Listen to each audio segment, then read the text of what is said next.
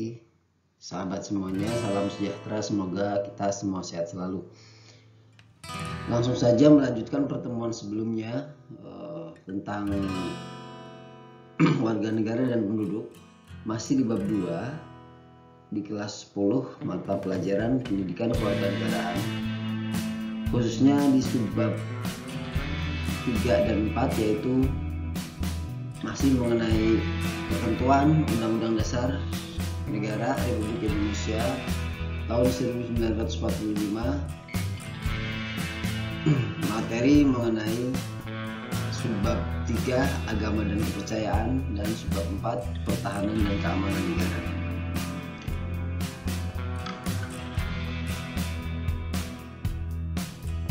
Seperti biasa, di masa pandemi COVID-19 ini kita mengacu kepada KI tadi pada pertemuan 13 untuk kondisi khusus dalam mata pelajaran pendidikan kewarganegaraan. Ya, sekali lagi kita masih di kompetensi dasar 1.2 dan 2.2. Disingkat yaitu dalam hal ini mengenai materi-materi yang terdapat dalam bab 2.2 ataupun KD 2.2 di sini mengenai materi agama dan kepercayaan dan materi tentang pertahanan dan keamanan negara Republik Indonesia. Ya, kita langsung saja untuk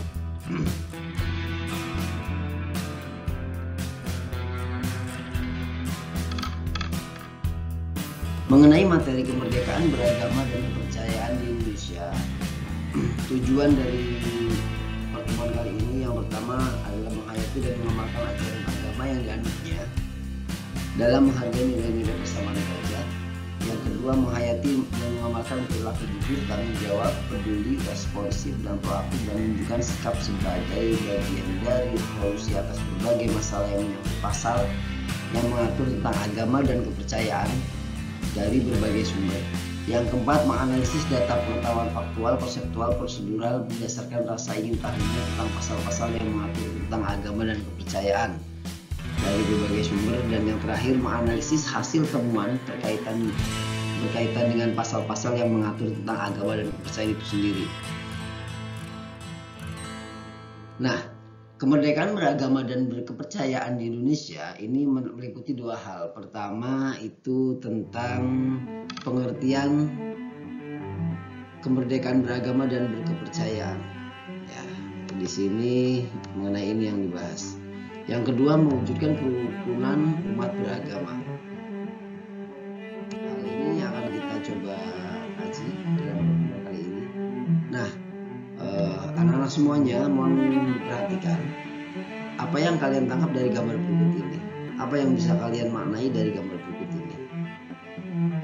Tentunya kalian masing-masing memiliki pemaknaan sendiri-sendiri sesuai dengan yang kalian pahami.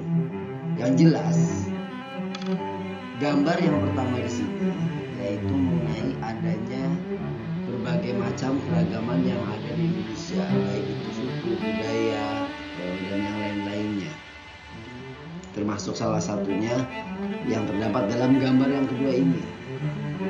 Apa yang bisa ditangkap di gambar kedua ini? Sudah jelas, gambar 2 ini merupakan gambar tentang keberagaman agama yang ada di Indonesia. Bagaimana Indonesia memiliki beberapa macam agama dan kepercayaan yang ada di dalamnya. Itu dijamin dalam konstitusi NKRI, yaitu Undang-Undang Dasar 1945. Di sini kita bisa lihat bagaimana ciri khas dari masing-masing agama yang ada di Indonesia.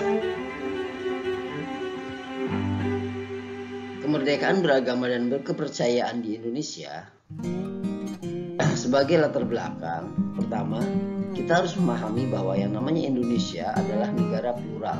Ya, Indonesia itu negara plural, bukan satu macam, tapi berbagai macam, berbeda-beda, beraneka ragam atau majemuk. kita bisa lihat dari berbagai macam suku, agama dan yang ada di Indonesia. Selanjutnya, keberagaman salah satunya di dalam negara atau tubuh negara Indonesia itu sendiri adalah tentang urusan agama dan kepercayaan. Nah, di sini agama dan kepercayaan menjadi salah satu jenis keragaman itu sendiri. Di dalamnya, meskipun berbeda-beda negara Indonesia itu, kita semua tahu ada yang namanya Bhinneka Tunggal Ika. Ya, Bhinneka Tunggal Ika inilah yang mempersatukan kita semua. Perbedaan yang ada di Indonesia ini sudah barang tentu menjadi pemerkuat tali persaudaraan di antara sesama warga negara atau di antara sesama bagian dari komponen yang disebut sebagai negara Indonesia. Masyarakat di dalamnya sangat membutuhkan komitmen yang kuat untuk saling memahami dan menerima perbedaan yang ada tersebut. Oleh karenanya, kesadaran dari masing-masing individu sangat dibutuhkan untuk bisa tercapai keadaan yang damai, aman, dan tentram di dalam negara Indonesia. Untuk dapat mewujudkan keselarasan dan kedamaian dalam kehidupan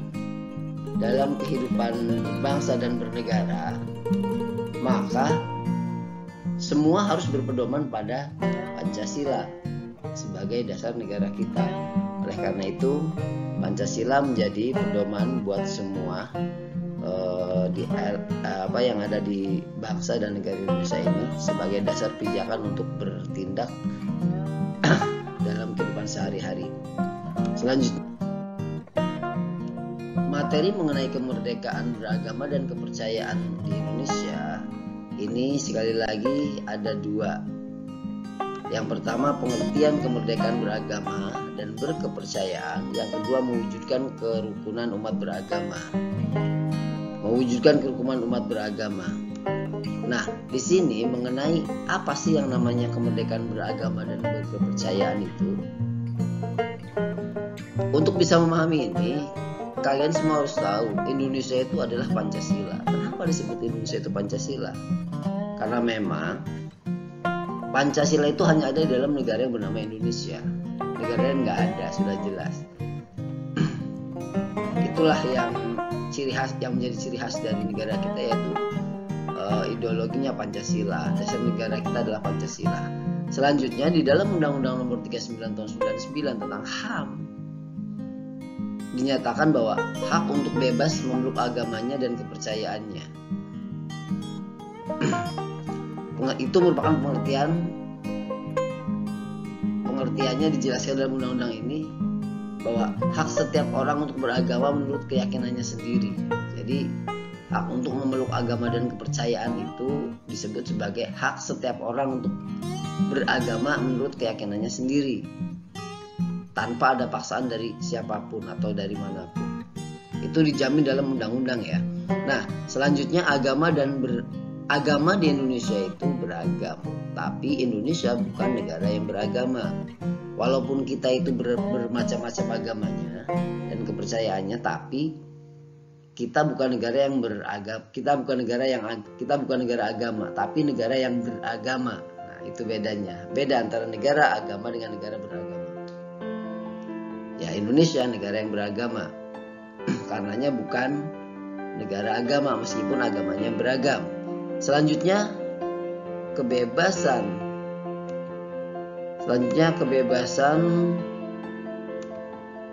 beragama dalam UUD NRI 1945 itu dijamin. Gimana?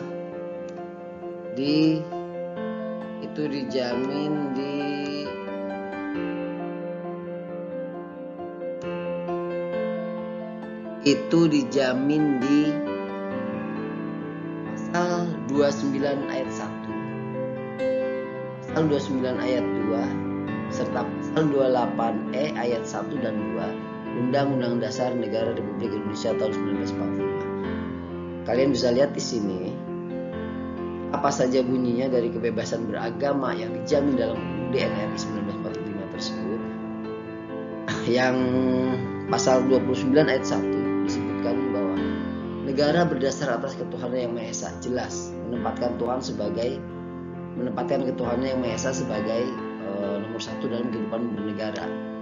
Bahkan dalam kehidupan pribadi pun kita menempatkan ketuhanan yang Maha Esa. Karena Pancasila, ya. Kemudian pasal 29 ayat 2 berbunyi, negara menjamin kemerdekaan tiap-tiap penduduk untuk memeluk agamanya masing-masing dan untuk beribadah menurut agamanya dan kepercayaannya itu. Pasal 28 ayat 1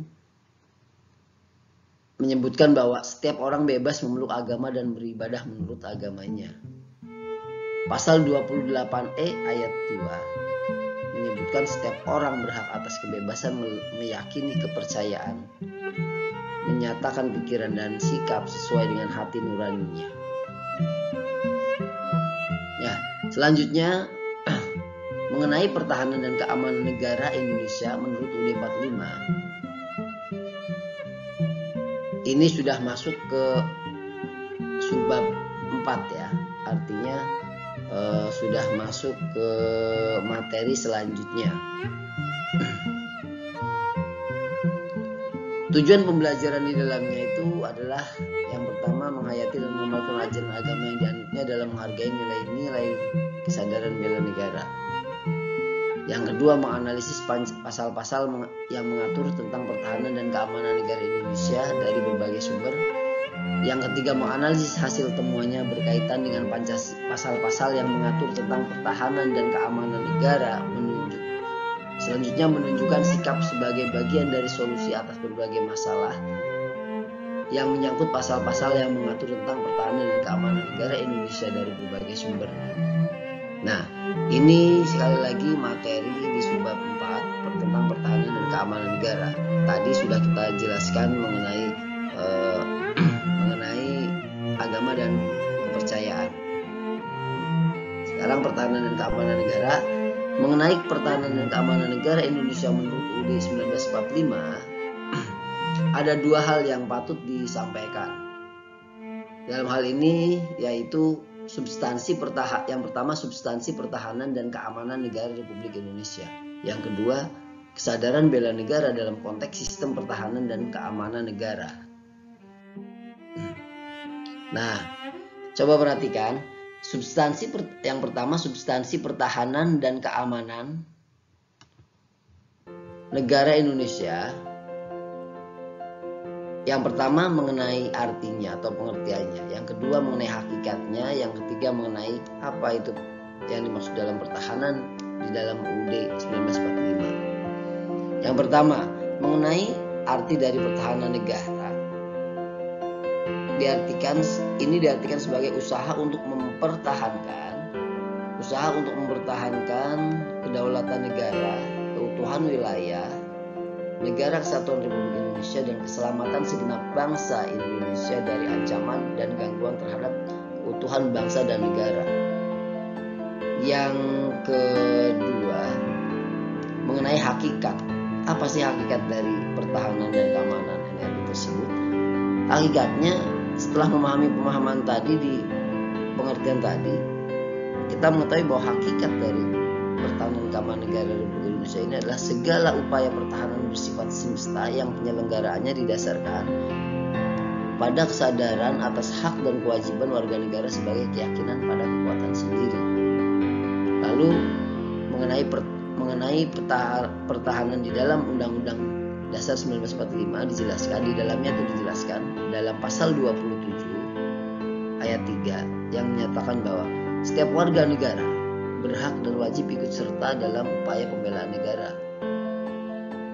Selanjutnya diatur pasal 30 UUD NRI tahun 1945 ayat 1 sampai ayat 5. Nah, selanjutnya mengenai konsep dasar sistem pertahanan sebagaimana tertuang dalam buku putih Pertahanan Indonesia yang diterbitkan oleh Departemen Pertahanan Republik Indonesia tahun 2008. Dijelaskan bahwa konsep dasar sistem pertahanan itu ada dua. Yang pertama Sishankam Rata, yang kedua komponen Sishankam Rata itu sendiri.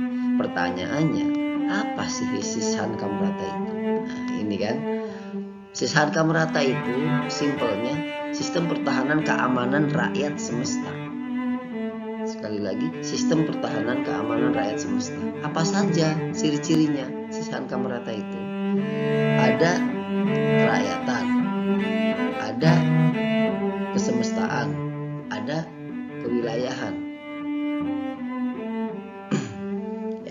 Kemudian komponen Sisankam Rata.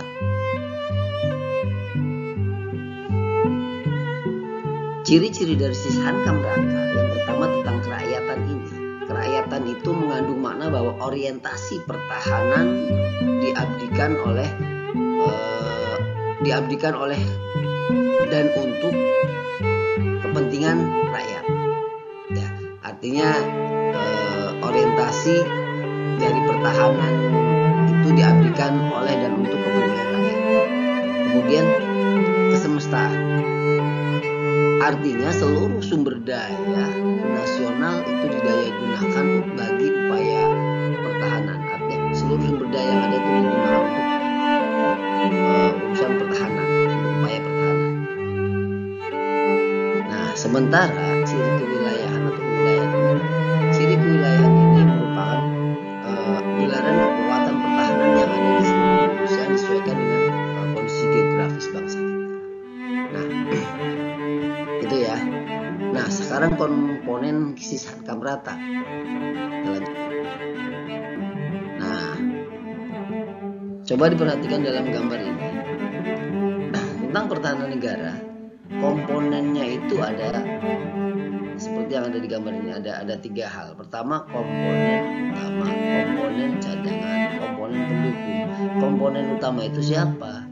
Komponen utama itu jelas ini, Tentara Nasional Indonesia yang siap untuk melaksanakan tugas-tugas pertahanan. Inilah komponen utama. Urusan pertahanan negara itu ya TNI, ya. Kemudian komponen cadangan. Komponen cadangan ini seluruh sumber daya nasional yang telah disiapkan untuk memperbesar dan memperkuat kekuatan dan kemampuan komponen utama. Komponen pendukung yaitu sumber daya nasional yang dapat digunakan untuk meningkatkan kekuatan dan kemampuan komponen utama dan komponen cadangan. Lalu dalam hal ini sumber daya nasional yang dimaksud di sini adalah sumber daya manusia, sumber daya alam, dan sumber daya buatan. Komponen cadangan dan komponen pendukung diatur oleh undang-undang ini ya. Komponen cadangan dan pendukung ini diatur sekali lagi oleh undang-undang. Pertahanan negara ini, ketentuan ihwal 4 hal dalam upaya bela negara akan diatur dalam undang-undang, yaitu ini rujukan Undang-Undang Nomor 3 Tahun 2002 tentang Pertahanan Negara ya. Nah, partisipasi warga negara dalam upaya bela negara itu ada 4 hal. Yang pertama, pendidikan kewarganegaraan, latihan wajib atau latihan militer, ini wajib ya. Menjadi prajurit dan pengabdian profesi, ada 4. Nanti lengkapnya akan kita jelaskan. Nah, kesadaran bela negara dalam konteks sistem pertahanan dan keamanan negara, ini yang kedua dalam pembahasan pertahanan dan keamanan. Di sini mengenai kesadaran bela negara ini, hal yang harus diutamakan, yang harus dipahami oleh kita adalah bahwa setiap warga negara dilibatkan dalam usaha pertahanan dan keamanan negara. Ya. Ancaman terhadap keselamatan bangsa dan negara kita memiliki wujud yang beragam. Ancaman yang datang itu bukan satu macam saja, tapi beragam, bisa berbagai bentuk dalam berbagai hal, dalam berbagai bidang kehidupan. Setiap warga negara dilibatkan dalam usaha pertahanan dan keamanan negara. Kita yang merupakan bagian dari rakyat Indonesia atau warga negara dan penduduk Indonesia yang ada di dalamnya sudah pasti harus dilibatkan dalam usaha pertahanan dan keamanan negara ini. Itu ada dalam institusi kita. Selanjutnya, mengenai usaha pembelaan negara yang dapat dilakukan warga negara dengan sebagai kekuatan pendukung berdasarkan sistem Sisankam Rata, yaitu melalui kekuatan rakyat. Yang pertama, kekuatan rakyat itu adalah perlawanan rakyat atau Wandra. Yang kedua, pertahanan sipil atau Hansip. Yang ketiga, keamanan rakyat atau Kamra. Lalu apa sih Wandra, Hansip, dan Kamra ini? Ini pertanyaan menarik. Wandra adalah kekuatan rakyat yang diperlukan untuk mobilisasi umum sebagai tentara cadangan. Wanra ini diperbantukan dalam rangka usaha pertahanan negara, melindungi dan memelihara keutuhan dan kedaulatan negara dari ancaman dan serangan musuh. Selanjutnya, keamanan rakyat atau yang biasa disebut dengan KAMRA. Nah, KAMRA ini agak tidak asing biasanya telinga kita. KAMRA, apa itu KAMRA? KAMRA itu kekuatan rakyat yang diperlukan dalam menjaga keamanan dan ketertiban masyarakat. Tugasnya apa? Membantu tugas-tugas kepolisian. Itu KAMRA. Selanjutnya yang ketiga, pertahanan sipil. Pertahanan sipil ini adalah kekuatan rakyat yang diperlukan untuk mengatasi keadaan. Apa saja situasi darurat seperti terjadinya bencana alam, serta tugas-tugas pengendalian masyarakat lainnya lah ya. Itu tugas dari Hansip.